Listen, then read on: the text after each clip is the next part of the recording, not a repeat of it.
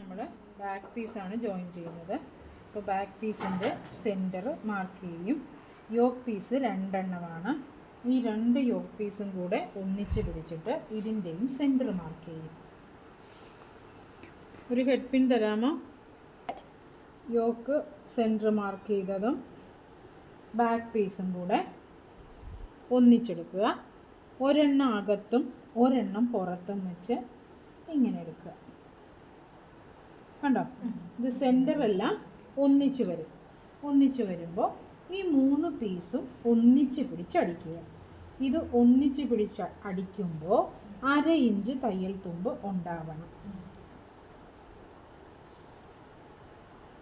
1 2 3 piece കണ്ടോ? ഇത്രയും വരണം തയ്യൽ.